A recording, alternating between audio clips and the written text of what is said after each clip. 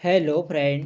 तो कैसे हैं आप लोग। आशा करता हूँ आप सभी अच्छे होंगे और तैयारी आप लोगों की काफ़ी अच्छी चल रही होगी।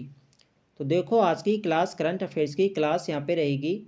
आज की क्लास में आपको करंट अफेयर से संबंधित अति महत्वपूर्ण प्रश्न यहाँ पे देखने को मिलेंगे, जो आपकी आने वाली सभी भर्ती परीक्षाओं के लिए काफ़ी महत्वपूर्ण रहेगी। तो आज की क्लास काफ़ी महत्वपूर्ण क्लास होने वाली है, तो आप लोग क्लास को शुरू से अंत तक ज़रूर देखें। आपको आने वाले एग्जाम में काफ़ी हेल्प मिलेगी। तो चलिए आज की क्लास को शुरू करते हैं बिना किसी देरी के।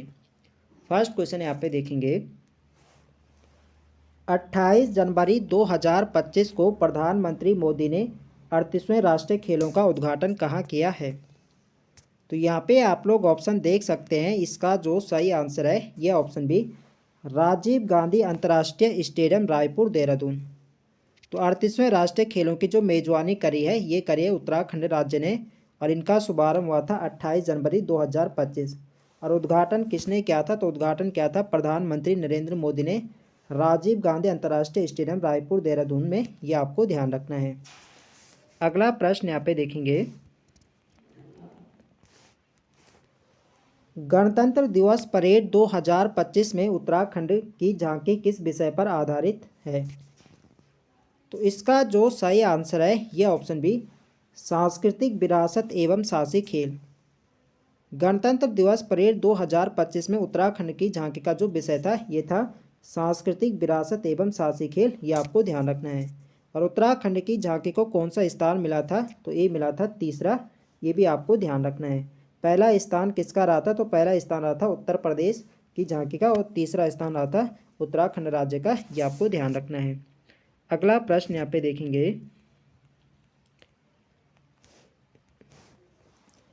हाल ही में मुख्यमंत्री पुष्कर सिंह धामी सरकार ने राज्य में यूसीसी कब लागू किया।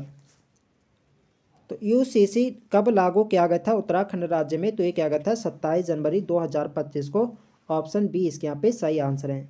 अब 27 जनवरी को हर साल अब उत्तराखंड में समान नागरिक संहिता दिवस भी मनाया जाएगा। ये आपको ध्यान रखना है। और यूसीसी लागू करने वाला उत्तराखंड देश का पहला राज्य बन गया है। ये भी आपको ध्यान रखना है। और यूसीसी यानी समान नागरिक संहिता का उल्लेख किस आर्टिकल में है, तो ये आपके भारतीय संविधान के आर्टिकल 44 में। ये भी आपको ध्यान रखना है, इम्पोर्टेंट है परीक्षा की दृष्टि से। अगला प्रश्न यहाँ पे देखेंगे। 38वें राष्ट्रीय खेल 2025 में उत्तराखंड को पदक दिलाने वाली ज्योति वर्मा का संबंध किस खेल से है। तो 38वें राष्ट्रीय खेल 2025 में उत्तराखंड को पहला पदक किसने दिलाया था, तो ये दिलाया था ज्योति वर्मा ने। इन्होंने ब्रॉन्ज मेडल जीता था, और ये जीता था वुशु खेल में। ऑप्शन बी इसके यहाँ पे सही आंसर है। अगला प्रश्न यहाँ पे देखेंगे। तो महत्वपूर्ण बातें यहाँ पे देख लेते हैं। चीनी मार्शल आर्ट वुशु में उत्तराखंड पुलिस में तैनात बागेश्वर की बेटी ज्योति वर्मा ने उत्तराखंड की झोली में पहला ब्रॉन्ज मेडल डाला। और वहीं अचोम तपस ने वुशु में गोल्ड मेडल जीता। तो देखो, जो ज्योति वर्मा है ये उत्तराखंड पुलिस में तैनात है, और इनका संबंध किस जनपद से, तो इनका संबंध है बागेश्वर जनपद से। ये आपको ध्यान रखना है। और उत्तराखंड को पहला गोल्ड मेडल किसने दिलाया था, तो उत्तराखंड को जो पहला गोल्ड मेडल दिलाया था ये दिलाया था अचोम तपस ने। इनका संबंध किस जनपद से है, तो इनका संबंध है देहरादून जनपद से। और इन्होंने भी वुशु खेल में गोल्ड दिलाया था। ये आपको ध्यान रखना है। तो प्रश्न पूछा जाए कि उत्तराखंड को पहला गोल्ड मेडल किसने दिलाया था राष्ट्रीय खेल में, तो ये दिलाया था अचोम तपस ने। यदि पहला पदक पूछा जाए तो पहला पदक दिलाया था ज्योति वर्मा ने, और पहला गोल्ड दिलाया था अचोम तपस ने। ये आपको ध्यान रखना है। अगला प्रश्न यहाँ पे देखेंगे। उत्तराखंड राज्य सरकार ने छठे राज्य वित्त आयोग का अध्यक्ष किसे नियुक्त किया है। तो यहाँ पे आप लोग ऑप्शन देख सकते हैं। इसका जो सही आंसर है यह option C, N Ravishankar. Uttarakhand राज्य सरकार ने छठे राज्य वित्त आयोग का जो अध्यक्ष नियुक्त किया है ये क्या है, एन रविशंकर को। यह आपको ध्यान रखना है। अगला प्रश्न यहाँ पे देखेंगे। यूनिफॉर्म सिविल कोड यूसीसी लागू करने वाला आज़ाद भारत का पहला राज्य कौन बना है। तो आज़ाद भारत का जो पहला राज्य बना है यूसीसी यानी समान नागरिक संहिता लागू करने वाला, ये बना है अपना राज्य उत्तराखंड। इससे पहले कहाँ पर था आज़ाद भारत से पहले, तो इससे पहले गोवा में है। ये आपको ध्यान रखना है। लेकिन आज़ादी स्वतंत्रता के बाद जो पहला राज्य बन गया, ये बन गया उत्तराखंड, ये आपको ध्यान रखना है। अगला प्रश्न यहाँ पे देखेंगे, उत्तराखंड सरकार के समान नागरिक संहिता विधेयक के प्रावधान किस पर लागू नहीं होंगे। जो उत्तराखंड में यूसीसी लागू किया गया है, जो समान नागरिक संहिता है, इसे किस पर लागू नहीं होगा, तो इसे यहाँ पे जो जनजाति समुदाय है, तो जनजाति समुदाय पर एक कानून यहाँ पे लागू नहीं होगा, ये भी आपको ध्यान रखना है। जो आपका जनजाति समुदाय, जैसे आपका कितने यहाँ पे जनजाति समुदाय, जैसे थार हो गया, जौनसारी, भोटिया, बोक्सा, राजी, तो इन पे एक यहाँ पे समान नागरिक संहिता जो है इन पे लागू नहीं होगा, ये आपको ध्यान रखना है। तो जनजाति समुदाय किसे यहाँ पे अलग रखा गया है, ये भी आपको ध्यान रखना है। अगला प्रश्न यहाँ पे देखेंगे, क्षेत्रवार गणतंत्र दिवस समारोह 26 जनवरी 2025 की थीम बताइए। तो गणतंत्र दिवस 2025 की थीम क्या थी, तो गणतंत्र दिवस की जो थीम थी ये थी स्वर्णिम भारत, विरासत और विकास। इसका जो सही आंसर है ये ऑप्शन डी। गणतंत्र दिवस 2025 को जो थीम थी ये थी स्वर्णिम भारत, विरासत एवं विकास, ये आपको ध्यान रखना है। थीम काफ़ी इंपॉर्टेंट हो जाती है परीक्षा की दृष्टि से। अगला प्रश्न यहाँ पे देखेंगे, उत्तराखंड के किन व्यक्तियों को वर्ष 2025 में पद्म श्री पुरस्कार से सम्मानित किया गया। तो यहाँ पे आप लोग ऑप्शन देख सकते हैं। तो देखो, वर्ष 2025 में पद्म श्री पुरस्कार के लिए उत्तराखंड के 2 व्यक्तियों को चुना गया है। एक आपके हैं राधा बहन भट्ट और एक है आपके ह्यूमा कॉलिन गैंजर। तो इन 2 व्यक्तियों को वर्ष 2025 में पद्म श्री पुरस्कार से सम्मानित किया गया। तो इसका जो सही आंसर जाएगा ये जाएगा सी के साथ, ये हुआ भी दोनों। और 2024 में उत्तराखंड के किस व्यक्ति को पद्म श्री पुरस्कार से सम्मानित किया गया था, तो वर्ष 2024 में किया गया था डॉक्टर यशवंत कटोच को। ये वाला प्रश्न हाल ही में जो पे एसआई का एग्जाम हुआ था उसमें पूछा गया था कि वर्ष 2024 में किसे पद्म श्री पुरस्कार से सम्मानित किया गया था, तो ये क्या गया था डॉक्टर यशवंत कटोच को, ये आपको ध्यान रखना है। और 2025 में 2 व्यक्ति यहाँ पे चुने गए हैं, राधा बहन भट्ट व ह्यूमा कॉलिन गैंजर, ये आपको ध्यान रखना है, इंपॉर्टेंट है परीक्षा की दृष्टि से। अगला प्रश्न यहाँ पे देखेंगे, क्षेत्रवार गणतंत्र दिवस समारोह के मुख्य अतिथि कौन थे। तो क्षेत्रवार गणतंत्र दिवस समारोह के मुख्य अतिथि कौन थे, तो ये थे प्राबो सुबियांटो।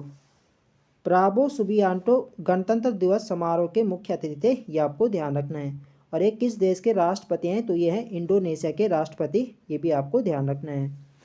अगला प्रश्न यहाँ पे देखेंगे, यूनिफॉर्म सिविल कोड यूसीसी लागू करने वाला आज़ाद भारत का पहला राज्य कौन बना है। तो यहाँ पे रिपीटेड प्रश्न यहाँ पे हो गए, तो इसका सही आंसर क्या होगा, ये होगा ऑप्शन ए उत्तराखंड राज्य। अगला प्रश्न यहाँ पे देखेंगे, उत्तराखंड सरकार के समान नागरिक संहिता विधेयक के प्रावधान किस पर लागू नहीं होंगे। तो ये भी यहाँ पे रिपीटेड प्रश्न यहाँ पे हो गया है, ये किसी यहाँ पे अलग रखा गया है, तो ये रखा गया है जनजाति समुदाय को, बी इसके यहाँ पे सही आंसर हो जाएगा। अगला प्रश्न यहाँ पे देखेंगे, किसे संघ लोक सेवा आयोग यूपीएससी के नए अध्यक्ष के रूप में नियुक्त किया गया है। तो यहाँ पे आप लोग ऑप्शन देख सकते हैं बताने की किसे यूपीएससी के नए अध्यक्ष के रूप में नियुक्त किया गया। तो इसका जो सही आंसर है ये ऑप्शन भी प्रीति सूदन। संघ लोक सेवा आयोग यूपीएससी की जो नई अध्यक्ष बनी है ये बनी है प्रीति सूदन, ये आपको ध्यान रखना है, बी इसके यहाँ पे सही आंसर है। अगला प्रश्न यहाँ पे देखेंगे, वर्ष 2025 में भारतीय अंतरिक्ष अनुसंधान संगठन इसरो के नए अध्यक्ष कौन बने हैं। तो यहाँ पे आप लोग ऑप्शन देख सकते हैं, इसका जो सही आंसर है ये ऑप्शन डी वी नारायणन। इससे पहले कौन थे, तो इनसे पहले थे एस सोमनाथ। तो अब कौन बन गए, तो अब बने वी नारायणन बन गए, ये आपको ध्यान रखना है। महत्वपूर्ण बात यहाँ पे देख लेते हैं, भारतीय अंतरिक्ष अनुसंधान संगठन इसकी स्थापना कब होती है। तो इसरो की जो स्थापना हुई थी 15 अगस्त 1969 को। और मुख्यालय कहाँ है, तो मुख्यालय इसका है बेंगलुरु कर्नाटक में हेडक्वार्टर है। और इसके प्रथम अध्यक्ष कौन थे, तो प्रथम अध्यक्ष थे डॉक्टर विक्रम साराभाई, ये आपको ध्यान रखना है। अगला प्रश्न यहाँ पे देखेंगे, वर्ष 2025 में कुल कितने लोगों को पद्म पुरस्कार दिए गए हैं? तो वर्ष 2025 में 139 लोगों को यहाँ पे पद्म पुरस्कार दिए गए हैं। इसका जो सही आंसर होगा ये होगा ऑप्शन डी 139। महत्वपूर्ण बात यहाँ पे देख लेते हैं। भारत सरकार ने गणतंत्र दिवस की पूर्व संध्या पर 2025 के लिए 139 पद्म पुरस्कारों का ऐलान कर दिया है। इस साल 7 लोगों को पद्म विभूषण, 19 लोगों को पद्म भूषण और 113 लोगों को पद्म श्री अवार्ड घोषित किए गए हैं। तो डायरेक्ट आपसे प्रश्न पूछा जाए कि वर्ष 2025 में कितने व्यक्तियों को पद्म विभूषण से सम्मानित किया गया, तो पद्म विभूषण से किया गया 7 व्यक्तियों को, पद्म भूषण 19 और पद्म श्री 119, ये आपको ध्यान रखना है। अगला प्रश्न यहाँ पे देखेंगे, राष्ट्रीय युवा दिवस 2025 कब मनाया गया है?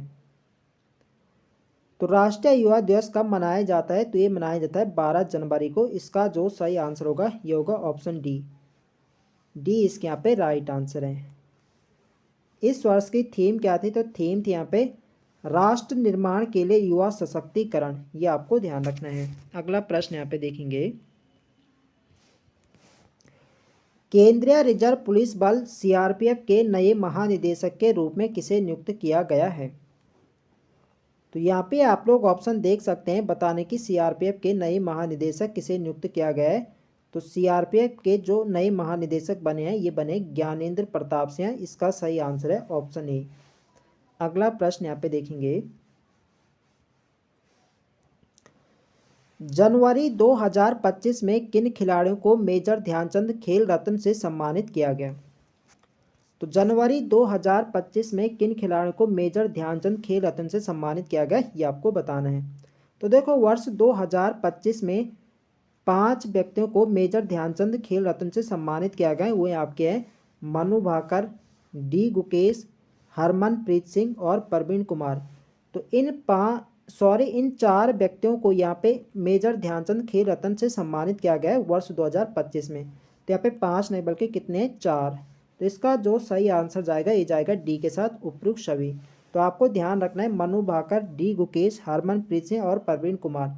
तो आपसे प्रश्न जब पूछा जाएगा तो 3 ऑप्शन यहाँ पे दे रखे होंगे और एक चौथा इनमें से कोई अलग होगा। तो पूछा जाएगा कि इनमें से किसको यहाँ पे मेजर ध्यानचंद खेल रत्न से सम्मानित नहीं किया गया। ठीक है, तो ऐसा भी यहाँ पे प्रश्न हो सकता है। तो आपको ध्यान रखना है किसे दिया गया, मनु भाकर, डी गुकेश, हरमनप्रीत सिंह और प्रवीण कुमार। अगला प्रश्न यहाँ पे देखेंगे, अमेरिका के 47वें राष्ट्रपति के रूप में किसने शपथ ली है? तो अमेरिका के 47वें राष्ट्रपति कौन बने हैं? तो अमेरिका के जो 47वें नंबर के राष्ट्रपति बने हैं ये बने डोनाल्ड ट्रंप। डोनाल्ड ट्रंप दूसरी बार अमेरिका के राष्ट्रपति बने हैं। इससे पहले कौन थे? तो इससे पहले जो बाइडेन थे। और एक कब बने थे? 45वें नंबर के कौन थे? तो 45वें नंबर के डोनाल्ड ट्रंप थे। उसके बाद 46वें जो बाइडेन बनते हैं और 47वें नंबर के फिर से यहाँ पे बन गए डोनाल्ड ट्रंप। ये आपको ध्यान रखना है, बी इसके यहाँ पे सही आंसर हो जाएगा। अगला प्रश्न यहाँ पे देखेंगे, दिल्ली की नई मुख्यमंत्री कौन बनी है? तो इसका जो सही आंसर है ये ऑप्शन सी रेखा गुप्ता। रेखा गुप्ता बनी है दिल्ली की नई मुख्यमंत्री, ये आपको ध्यान रखना है। ऑप्शन सी इसके यहाँ पे सही आंसर है। तो देखो 26 साल बाद दिल्ली में यहाँ पे बीजेपी ने यहाँ पे वापसी करी है। और जब यहाँ पे हाल ही में यहाँ पे चुनाव हुए हैं तो इसमें जो यहाँ पे जो दिल्ली में जो देखो लोकसभा की जो सीटें हैं ये यहाँ पे 70 सीटें हैं। 70 में से यहाँ पे 48 सीटें तो यहाँ पे बीजेपी ने यहाँ पे जीती है और 22 सीटें यहाँ पे आम आदमी पार्टी ने जीती है। तो 70 यहाँ पे कुल सीटें हैं, 48 यहाँ पे बीजेपी और 22 सीटें जीती हैं आम आदमी पार्टी ने। और कांग्रेस ने यहाँ पे 0 यानी कांग्रेस ने यहाँ पे खाता भी नहीं खोला। तो यहाँ से भी प्रश्न पूछा जा सकता है कि यहाँ पे बीजेपी ने कितनी सीटें जीती थे? तो ये जीती 48, ये आपको ध्यान रखना है। अगला प्रश्न यहाँ पे देखेंगे, फरवरी 2025 में प्रधानमंत्री नरेंद्र मोदी के दूसरे प्रधान सचिव के रूप में किसे नियुक्त किया गया है? तो इसका जो सही आंसर है ये ऑप्शन बी शक्तिकांत दास। शक्तिकांत दास को प्रधानमंत्री नरेंद्र मोदी के दूसरे प्रधान सचिव के रूप में नियुक्त किया गया है, ये आपको ध्यान रखना है। अगला प्रश्न यहाँ पे देखेंगे, भारत के 26वें मुख्य चुनाव आयुक्त कौन बने हैं? तो भारत के जो 26वें मुख्य चुनाव आयुक्त बने हैं ये बने ज्ञानेश कुमार। ऑप्शन बी इसके यहाँ पे सही आंसर है। और चुनाव आयुक्त का उल्लेख किस आर्टिकल में? तो इसका जो उल्लेख है यह है आर्टिकल 324 से 329 में इनका उल्लेख है, ये भी आपको ध्यान रखना है। अगला प्रश्न यहाँ पे देखेंगे, किस राज्य अथवा यूटी की झांकी ने गणतंत्र दिवस परेड में सर्वश्रेष्ठ झांकी का पुरस्कार जीता है? तो सर्वश्रेष्ठ झांकी का जो पुरस्कार मिला है ये मिला है उत्तर प्रदेश की झांकी को। ऑप्शन बी इसके यहाँ पे सही आंसर हो जाएगा। अगला प्रश्न यहाँ पे देखेंगे, और जो उत्तर प्रदेश में यहाँ पे इनकी जो झांकी था, इनकी झांकी का विषय क्या था? तो इनकी झांकी जो यहाँ पे क्या हुआ था, आजकल यहाँ पे महाकुंभ, तो महाकुंभ 2025 स्वर्णिम भारत विरासत और विकास इनका विषय था इनकी झांकी का। ये भी आपको ध्यान रखना है, इम्पोर्टेंट रहेगा परीक्षा की दृष्टि से। अगला प्रश्न यहाँ पे देखेंगे, महिला अंडर 19 T20 विश्व कप 2025 किस टीम ने जीता है? तो इसका जो सही आंसर है ये ऑप्शन है भारत।